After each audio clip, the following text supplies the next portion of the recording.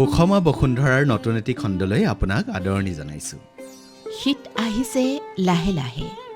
শীতৰ নিয়ৰ সিক্ত দুবৰি দলিচাত পুৱা খোজ কঢ়াৰ অভিজ্ঞতা যদি আপুনি লোৱা নাই বা পোৱা নাই, তেতিয়াহ'লে আপুনি কাক দুখিব?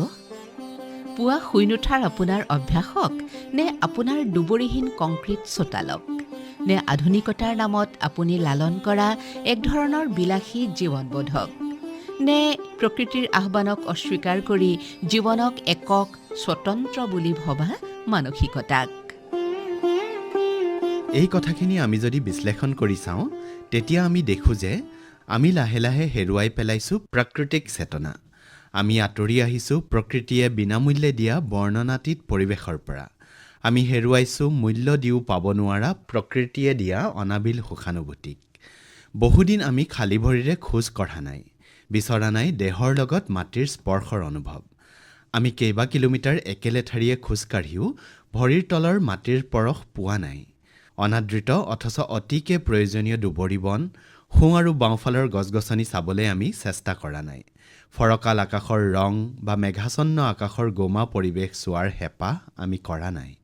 তেতিয়াহ'লে আমি বঢ়াই দিছোঁ নেকি প্ৰকৃতিৰ সৈতে আমাৰ ব্যৱধান? জীৱন যে স্বয়ং প্ৰকৃতিৰেই অৱদান আৰু উপাদান, এই কথা অস্বীকাৰ কৰি জীয়াই থাকিব বিচৰা ধাৰণাটোৱেই হৈছে মূৰ্খৰ স্বৰ্গবাস বোলা ফকৰাৰ অৰ্থব্যঞ্জক প্ৰকাশ।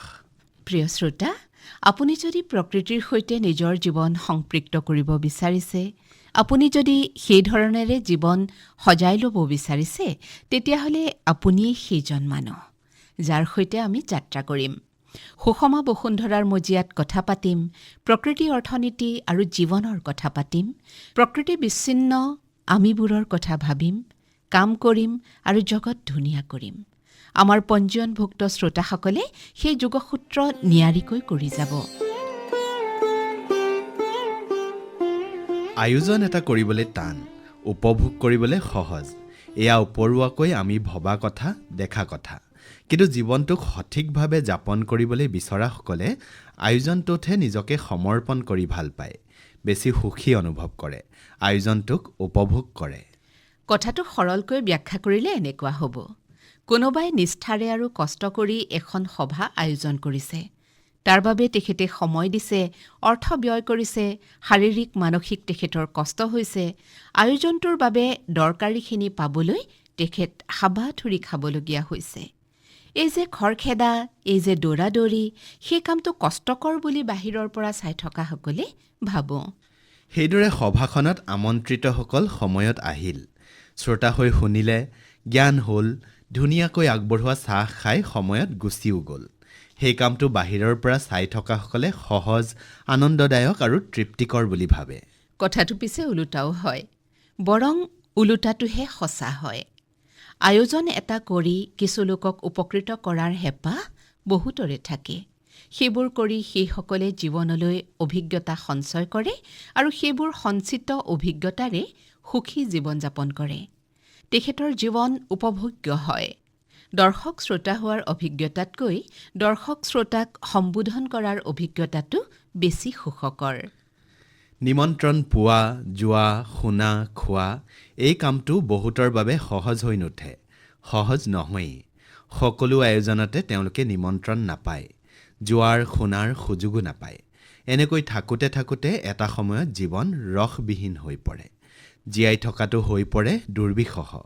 সংগ থাকিও নিসংগ, জীৱন হয় একাকী। আপুনি আপোনাৰ চোতাল, পদূলি আৰু সন্মুখৰ ৰাস্তাৰো এটা অংশ নিতৌ সাৰি চাফ চিকুণ কৰি থয়। বিশ্বাস কৰিব, তাকে কৰি আপুনি যিমান সুখী, তাত খোজকাঢ়ি পাৰ হোৱা পথিকগৰাকী আপোনাতকৈ কেতিয়াও বেছি সুখী হ'ব নোৱাৰে। তেওঁৰ সুখকণ আকৌ আপোনাৰ পৰা ধাৰে পোৱাহে। ৰাস্তাৰ কাষত গছ ৰুই ডাঙৰ কৰি আৰু এদিন তাৰ ছাঁত কোনোবা পথিকে জিৰাই থকা দেখিলে আপুনি যিমান সুখী অনুভৱ কৰে, ছাঁ লৈ থকা অচিনাকি পথিকগৰাকী তাতোতকৈ কেতিয়াও বেছি সুখী হ'ব নোৱাৰে। তেওঁ ছাঁত জিৰাই যি সুখ অনুভৱ কৰে, সেয়া আপোনাৰ পূৰ্ণ সুখৰ এটি অংশৰ লেখীয়াহে। এই যে আমাৰ পঞ্জীয়নভুক্ত শ্ৰোতাসকলক লৈ আমি নিৰ্দিষ্ট লক্ষ্যত কাম কৰিম বুলি কৈছোঁ, এনেকুৱা সৰু সৰু সুখানুভূতিৰ ভাগ বতৰুৱাৰে আৰম্ভ কৰিব বিচাৰিছোঁ। যদিও মাজে মাজে আমি মিছন, প্ৰকল্প, লক্ষ্য আদি শব্দবোৰ কওঁ আৰু কৈ থাকিম, সেয়া সাংঘাতিক বলে নোৱাৰা বা পৰিচিত নোহোৱা কাম মুঠেই নহয়। আপুনি কৰি থকা কাম, আপুনি কৰি ভালপোৱা কামৰ কথাই আমি পাতিম। তাত আমি কেৱল সময়, প্ৰকৃতিৰ আচৰণ আৰু সামাজিক প্ৰেক্ষাপটৰ বাস্তৱতাখিনি যোগ দিম। সেয়াও আপুনি যোগাৰ কৰি দিয়া তথ্যৰেহে। ঠিক চাটনিৰ দৰে উপাদানখিনি আপুনি যোগাৰ ধৰিব। আমি অকণমান মা মছলা সানি সুস্বাদু কৰি দিব বিচাৰিছোঁ। আয়োজন আৰু উপভোগ দুয়োটাৰে ভাৰসাম্য থকাটো জৰুৰী। খেতিয়ক এগৰাকীয়ে নিজৰ সামৰ্থ্য অনুযায়ী খেতি কৰে। খেতিৰ উৎপাদনৰ যি ধাৰণা, সেয়া নিতান্তই পৰম্পৰাগত। কিমান শ্ৰম কৰিলে, কিমান অৰ্থ ব্যয় কৰিলে, কিমান সৰ্বাধিক উৎপাদন পাব পাৰোঁ, সেই বিজ্ঞানসন্মত ধাৰণা বহুতৰে নাথাকে। থকাৰ পৰিৱেশো আমাৰ মাজত গঢ়ি উঠা নাই। পৰম্পৰাগত কৃষিকৰ্মত মাটিৰ পৰীক্ষা, বীজৰ গুণাগুণৰ বিচাৰ, প্ৰতিপালন আদিবোৰ বহুলাংশে অভিজ্ঞতা ভিত্তিতেই হৈ আছে। প্ৰস্তুতি আৰু ফলাফলৰো ভাৰসাম্য থকাটো দৰকাৰ। গছপুলি ৰোৱাটো প্ৰস্তুতি, তাক পূৰ্ণাংগ পুৰঠ গছ হিচাপে ডাঙৰ কৰাটো ফলাফল। প্ৰস্তুতি ভাল হ'লে ফলাফলো ভাল হয়। প্ৰকৃতি পৰিৱেশৰ ক্ষেত্ৰত কৰা প্ৰস্তুতিত কিছুমান কেৰুণৰ বাবে ফলাফলবোৰ আশাব্যঞ্জক হৈ নুঠে। সুষমা বসুন্ধৰাৰ যাত্ৰাটোত আমি তেনেবোৰ কেৰুণ চিনাক্ত কৰি আঁতৰাব বিচাৰিছোঁ। তাৰ বাবে আমি বিশেষজ্ঞৰ সহায় ল'ম। বিশেষজ্ঞসকলে যাতে কিতাপৰ পাত মেলি পূৰ্বতে কোনোবাই ক'ৰবাত কৰা পৰীক্ষাৰ ফলাফলেৰে এনেধৰণৰ তাত্ত্বিক পৰামৰ্শ নিদিয়ে, তাৰ বাবে আমি পঞ্জীয়নভুক্ত শ্ৰোতাসকলৰ পৰা স্থানীয় তথ্যসমূহ বিচাৰিছোঁ। অনুপৰমাণুৰ ধাৰণাতে এদিন আমাৰ পদাৰ্থ বিজ্ঞানৰ জ্ঞান সীমাবদ্ধ আছিল। তাকো ভাঙি এদিন প্ৰটন, নিউট্ৰন, ইলেক্ট্ৰন আহিল। আমাৰ জ্ঞান অভিজ্ঞতাই তাক সহজভাৱে ল'বলৈ শিকিলে। এটা সময়ত প্লাজমা ফিজিক্সৰ গৱেষণা চলিল আৰু এতিয়া বিজ্ঞানীসকল ব্যস্ত কোৱাণ্টাম ফিজিক্সত। সেয়া বুজিবলৈ, জানিবলৈ আমাক প্ৰয়োজন হ'ব সময়ৰ। পৰিৱেশকো আমি সেই ধৰণেৰে চাব খুজিছোঁ। আমি অসমৰ জলবায়ু বুলি এসময়ত জ্ঞান লৈ পৰীক্ষাত লিখি নম্বৰ পাইছিলোঁ সঁচা। এতিয়া কিন্তু সকলোৱে অভিজ্ঞতাৰে দেখিছোঁ, শিকিছোঁ যে অসমৰ জলবায়ু বুলি একক ধাৰণা এটাৰে কোনো এবিধ খেতি, উদ্যান, গছ যিকোনো ঠাইত ৰুই ফলাফল আশা কৰিব নোৱাৰি। সেইবাবে আমিও পৰিৱেশৰ ক্ষুদ্ৰ ক্ষুদ্ৰ চৰিত্ৰৰ বিচাৰ কৰিব খুজিছোঁ। তেনে বিচাৰৰ আধাৰত বহনক্ষম উন্নয়নৰ বাবে ৰোড মেপ প্ৰস্তুত কৰিব খুজিছোঁ। সেয়া হ'ব আমাৰ সন্মানীয় পঞ্জীয়নভুক্ত শ্ৰোতাসকলে যোগান দিয়া তথ্যৰ আধাৰত। বিকাশ, উন্নয়ন আদি শব্দবোৰ অৰ্থকেন্দ্ৰিক। বহুতৰ এনে বদ্ধমূল ধাৰণা থাকে, বা অৰ্থনীতি মানে টকাৰ বিদ্যায়তনিক আলোচনা বুলিও বহুতে ধাৰণা কৰি লয়। উন্নয়ন কেৱল অৰ্থকেন্দ্ৰিক আলোচনা নহয়, সম্পত্তি বৃদ্ধিৰ লেখাজোখা নহয়, টকাৰ লাভ লোকচান নহয়। বহনক্ষম উন্নয়নৰ কথা কওঁতে আমি স্থানীয় মানুহখিনিৰ জীৱন ধাৰণৰ মান, তেওঁলোকৰ উপাৰ্জন, তেওঁলোকৰ সুখ, সন্তুষ্টি আৰু তাৰ লগতে প্ৰকৃতিৰ পৰা পাব পৰা সৰ্বাধিক উপযোগিতাখিনিৰে কৰিবলগীয়া কামখিনি সূত্ৰবদ্ধ কৰিব খুজিছোঁ, য'ত লাভ হ'ব সকলো পক্ষৰে সৰ্বাধিক আৰু লোকচান হ'ব ন্যূনতম। উদ্যোগী এগৰাকীয়ে কৰ্মচাৰীৰ কামৰ সময় কাটাই কাটাই নজৰ ৰাখে বুলি সততে অভিযোগ কৰা হয়। তাৰ মানেটো হ'ল মালিকজন বৰ কাঢ়া। ব্যৱসায়ী এজনে এটকাও এৰি নিদিয়ে বা এটকা পৰ্যন্ত হিচাপ ৰাখে বুলি কৈ আমি ব্যৱসায়ীজন বৰ কৃপণ, তাক প্ৰতিপন্ন কৰিবলৈ চাওঁ। কিন্তু কথাটো সেইটো নহয়।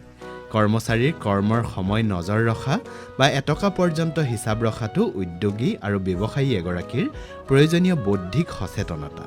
কাম কৰাৰ প্ৰক্ৰিয়াটো জনাটো উদ্যোগী বা ব্যৱসায়ী এজনৰ ৰাজধৰ্ম। সেই বৌদ্ধিক সচেতনতাই উদ্যোগ এটা প্ৰতিষ্ঠা কৰাত আৰু ব্যৱসায়ত উন্নতি কৰাত সহায় কৰে।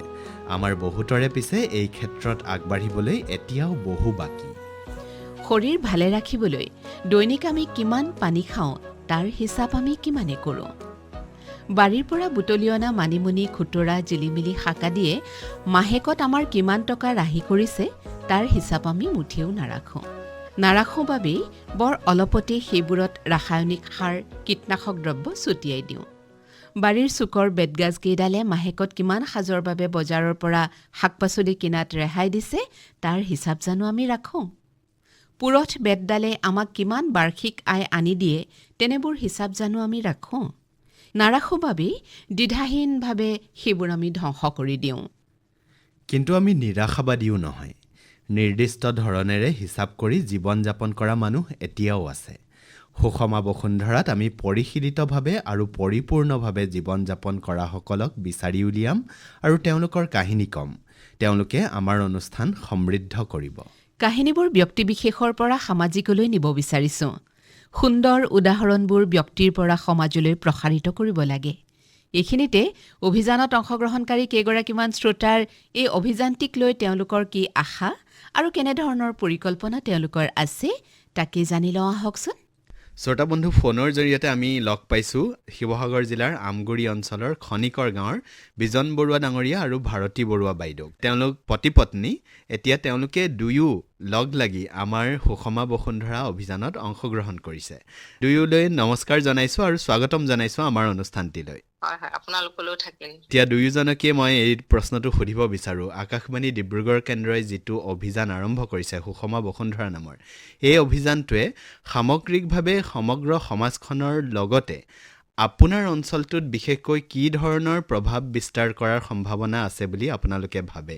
প্ৰথমতে মই কওঁ যে আমি যিটো ধৰক আপোনাৰ আকাশবাণী ডিব্ৰুগড় কেন্দ্ৰই যিটো সুষমা বসুন্ধৰা অভিযান আৰম্ভ কৰিছে বা কাৰ্যসূচী লৈছে, এই কাৰ্যসূচীত আমি সকলোৱে নিজৰ ভৱিষ্যতৰ প্ৰজন্মৰ কথা চিন্তা কৰিয়ে বা এতিয়া যিটো পৰিৱেশ সৃষ্টি হৈছে, মানে যিমানখিনি আমি থকা অৱস্থাৰ পৰা এতিয়ালৈকে যিমানখিনি পৰিৱৰ্তন পাইছো, সেই পৰিৱৰ্তনখিনি শুধৰণ কৰাৰ ক্ষেত্ৰত আৰু ভৱিষ্যত প্ৰজন্মৰ মানে স্বাস্থ্যৰ লগতে প্ৰাকৃতিক পৰিৱেশ সুৰক্ষাৰ ক্ষেত্ৰত যথেষ্ট অৱদান আগবঢ়াব বুলি, অৰিহণা যোগাব বুলি আশা কৰিছো।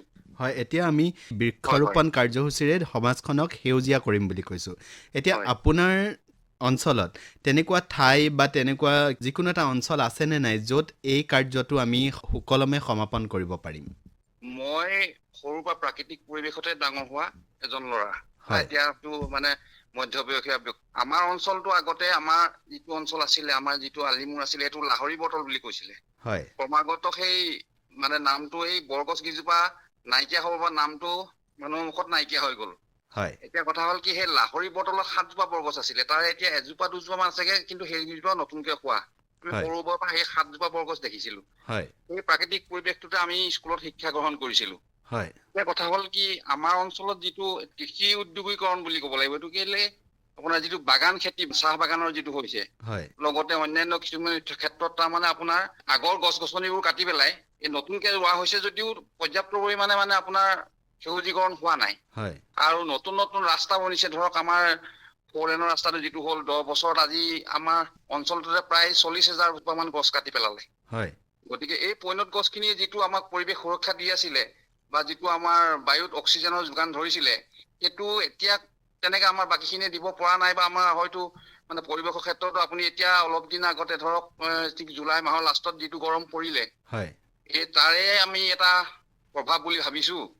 গতিকে এইখিনি যাতে আকৌ আমাৰ ভৱিষ্যত প্ৰজন্মই ভুগিবলগীয়া নহয়, সেইটো কাৰণে আমি অন্ততঃ মই যিটো অঞ্চল মানে যিখন গাঁও চিলেক্ট কৰিছো, তাৰ মানুহখিনি সহযোগিতা পাম বুলিও মই আশা কৰো আৰু তেওঁলোকে আমাক সহযোগিতা কৰিব।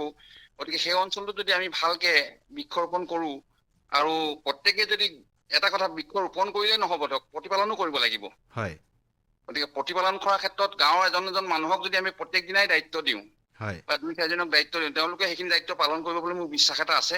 হয়, আপুনি ভাবে যে আপোনাৰ ওচৰ চুবুৰীয়া যিসকল আছে তেওঁলোকেও পৰিৱেশৰ প্ৰতি সচেতন আৰু তেওঁলোকক এটা দায়িত্ব দিলে তেওঁলোকে নিশ্চয় পালন কৰিব, নহয় জানো? হয় হয় হয়, ইতিমধ্যে আমাৰ গাঁৱৰ যুৱকসকলে আমি প্ৰায় 3 কিলোমিটাৰ ৰাস্তা এটা আমাৰ গাঁৱৰ মাজত বনিছিলে, সেই ৰাস্তাটোত আমি বৃক্ষৰোপণ প্ৰায় সম্পূৰ্ণ কৰিছে ল'ৰাখিনিয়ে। হয়, কৰা সেইখিনি প্ৰায় ডাঙৰো হৈছে, দিয়ক আজি 4-5 বছৰ মান হয়তো সেইখিনি বহুত ডাঙৰো হৈছে। হয়, খুবেই সুন্দৰ বিজন বৰুৱা ডাঙৰীয়া, আপোনালোকে খুব এটা সুন্দৰ পদক্ষেপ আৰু আশাৰে আগবাঢ়িছে। আমিও আশা কৰিছোঁ যাতে আপোনালোকে এই ক্ষেত্ৰত সফলতা লাভ কৰে। এইবাৰ মই ভাৰতী বাইদেউৰ কাষলৈ আহিব বিচাৰিছোঁ। হয় বাইদেউ, এতিয়া আপোনাৰ অঞ্চলটোত যিবিলাক প্ৰাকৃতিক সম্পদ আছে, নদী থাকিব পাৰে, পুখুৰী থাকিব পাৰে, বাৰী থাকিব পাৰে, সৰু সুৰা অৰণ্য থাকিব পাৰে, ইতিমধ্যে প্ৰকৃতিয়ে আমাক দিয়া বহুতো চাগে সম্পদ আছে। এই সম্পদবিলাকক ব্যৱহাৰ কৰি ভৱিষ্যতে আমি এক বহনক্ষম অৰ্থনীতি কিদৰে গঢ়ি তুলিব পাৰিম বুলি আপোনাৰ মনে কয়? যদি আমি তেনেকৈ গছ পুলি ৰুই যাওঁ, তেতিয়া হয়তো এটা সময়ত সেইবিলাক পূৰঠ হ'ব। আমি যদি ভাল জাতৰ মানে গছ পুলি ৰুওঁ, যেনে ধৰক ফল মূল গছ, যিবোৰ নেকি আজিকালি অকমান পাবলৈ নাইকিয়া হৈছে, যিবোৰ ফল আগত গাঁৱত ধৰক খুব মানে সহজতে পাই খাবলৈ পোৱা গৈছিলে। আজিকালি সেনেকুৱাবিলাক ফল মূল আমি বজাৰতো কিনিবলৈ পাই যদিও তেনেকে যিমান ধৰণে সিমানটো অনুপাতত পোৱা নাযায়। উদাহৰণস্বৰূপে ক'ব পাৰি যেনেকৈ আগতে গাঁওবিলাকত খুব পনিয়ল গছ আছিল আৰু এই পনিয়ল, পনিয়লবিলাক খাবলৈ লেটেকু, ধনেশ অ, পক্ষীৰ আগমন ঘটিছিল, কিন্তু আজিকালি হয় হয় পনিয়ল হয় গছো নাই আৰু সেই পক্ষীবিলাকো সচৰাচৰ দেখিবলৈ পোৱা সঁচা নাই। নাযায়। আচলতে ফল মূল তেনে ভিতৰত খাবলৈ নোপোৱা কাৰণেইতো তেওঁলোক আঁতৰি গৈছে ন।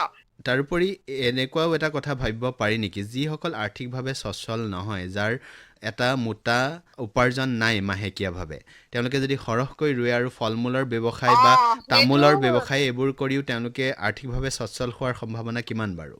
পাৰিব হ'ব, তেনেকেও পাৰিব। আৰু আজিকালি মানে বস্তুবোৰ ফল মূল বিলাকৰ আজিকালি মূল্য এটা নিৰ্দিষ্ট পোৱা যায়েই বজাৰলৈ নিলে। আৰু কোনো মানে মানুহে বিলাকে খাবলৈও আজিকালি গাঁৱৰ বস্তু সহজলূপৰ বস্তুবোৰ খাবৰ কাৰণে আজিকালি মানুহে বিচাৰে। হয় আৰু আজিকালি বহুত মানুহৰ এটা আগ্ৰহ এটা দেখিছো যে তেওঁলোকে সেই ফলবোৰ খাবৰ কাৰণে মানে ধৰক ৰবাব, এতিয়া দিনত এনেকুৱা আঘোণমহীয়া দিনত আমি যেনেকে ৰবাব টেঙা খাওঁ, আজিকালি বজাৰত মানে সেইবিলাক পালে খুব বিক্ৰী হয়, ভাল এটা মূল্য এটাই পায়। হয় মানে তেওঁলোকৰ মানে কষ্ট চাগে অথলে নেযাব আৰু সেই মূল্যটো তেওঁলোকৰ বিশেষ আৰ্থিকভাৱে সহায় কৰিব বুলিয়ে ভাবিছো সেই ক্ষেত্ৰত।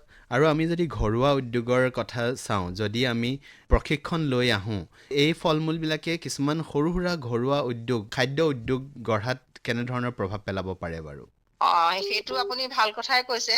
যেনে জাম, জেলি, যেনেকে ধৰক বহুত ফল মূলৰ পৰা আজিকালি বনাবলৈ কৃষি বিজ্ঞানসকলে প্ৰশিক্ষণ আজিকালি আত্মসহায়ক গোটতো দিছেহি। সাধাৰণ বগৰী ধৰক এতিয়া টেঙামৰা গুটি সৰ্বসাধাৰণতে যিবোৰ আমাৰ গাঁৱত এনেই পকি থাকে, তেনেকুৱা বিলাকৰ পৰাও জাম জেলি বনোৱাবৰ প্ৰশিক্ষণ দিছে আত্মসহায়ক গোটৰ মহিলাসকলক। যদি সেই কৃষি ক্ষেত্ৰতো আমাৰ আগবাঢ়ি যোৱা হয়, আমাৰ আইসকলো তেনেকে আগবাঢ়ি আহিব পাৰিব আৰু তেওঁলোকো এটা আৰ্থিক লাভৰ এটা পথ হিচাপে গ্ৰহণ কৰি পেলাই তেওঁলোকো সমল হ'ব পাৰিব। হয়, খুবেই সুন্দৰকৈ আপুনি বৰ্ণনা কৰিলে কথাকেইটা। বিজন বৰুৱা ডাঙৰীয়া আৰু ভাৰতী বৰুৱা বাইদেউ, আপোনালোক দুয়োকে ধন্যবাদ জ্ঞাপন কৰিছোঁ। নাৰায়ণপুৰৰ জৰাবাৰী অঞ্চলৰ কৃষ্ণপ্ৰসাদ বৰা ডাঙৰীয়াক আমি লগ পাইছোঁ। তেখেতৰ পৰা আমি জানিব বিচাৰিছোঁ, এই যি সুষমা বসুন্ধৰা অভিযান, এই অভিযানে তেওঁলোকৰ অঞ্চলত কেনেধৰণৰ জনজাগৰণৰ সৃষ্টি কৰিছে, কাৰণ আমি সেই অঞ্চলৰ বহু অংশগ্ৰহণকাৰীক এই অনুষ্ঠানটিত ইতিমধ্যেই পাইছোঁ। নমস্কাৰ।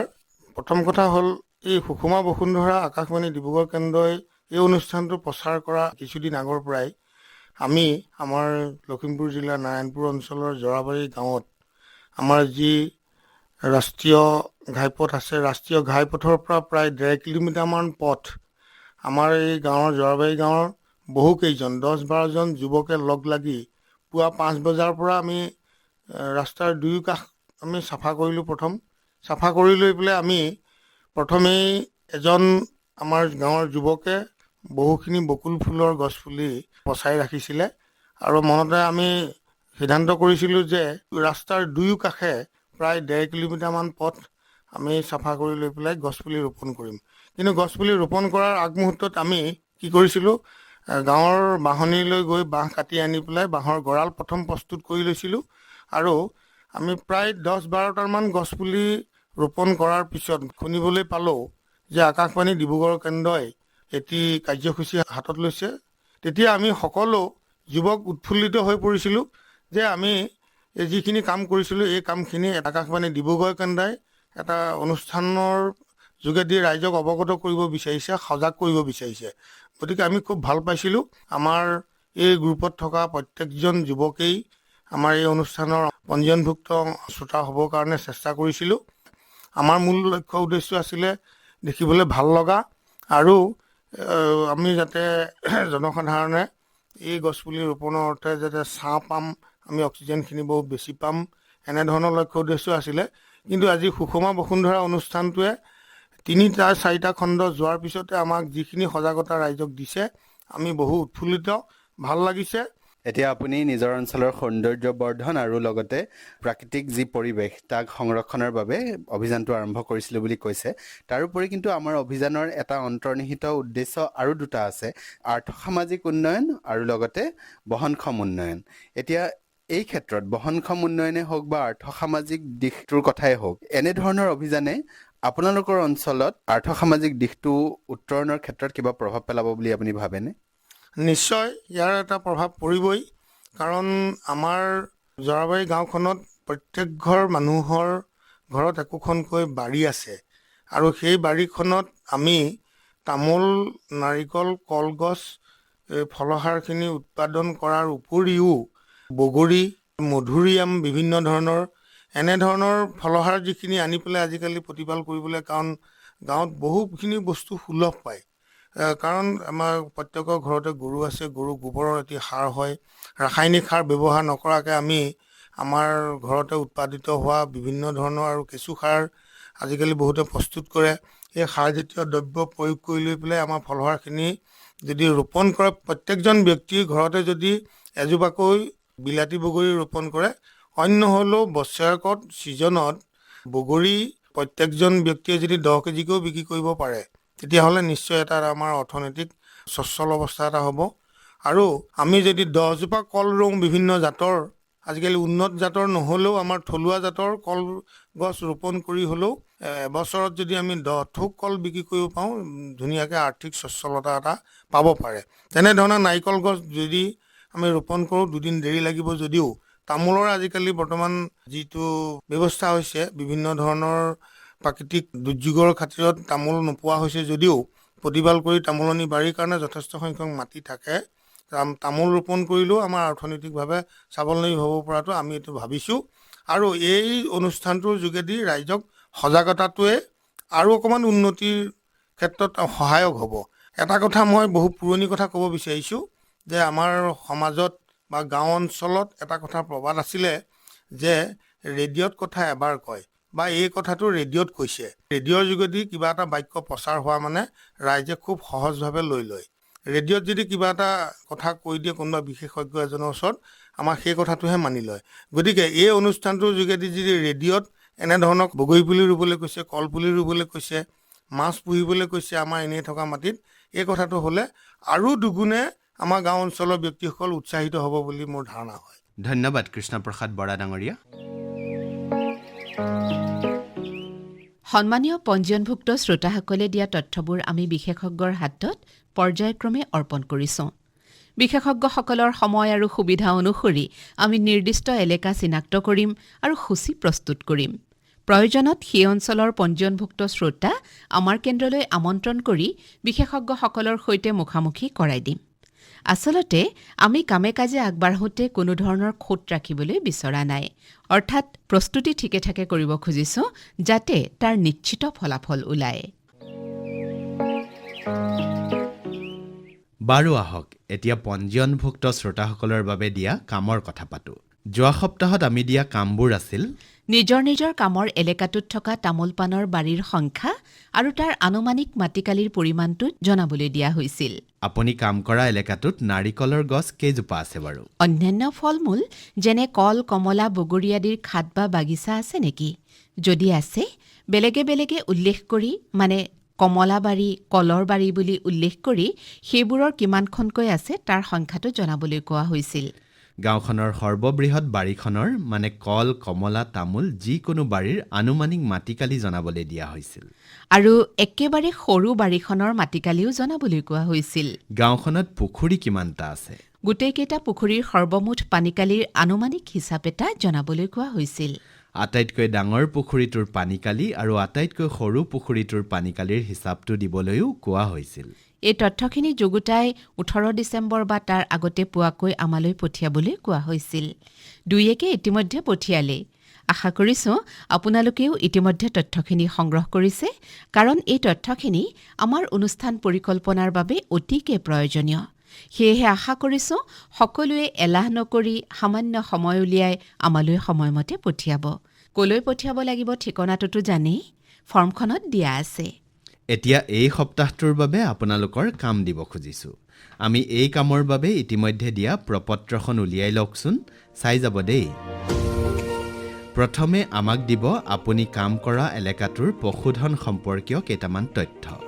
পশুপালন কৰা পৰিয়ালৰ সংখ্যা, এলেকাটোত মুঠতে কিমান গৰু আছে সেই সংখ্যাটো, কিমান ম'হ আছে, কিমান ছাগলী আছে সেই সংখ্যা আৰু গৰু ম'হ ছাগলীৰ খুঁটি বা ফাৰ্ম আছে নেকি যদি আছে সেইবোৰৰ সংখ্যাটো জনাব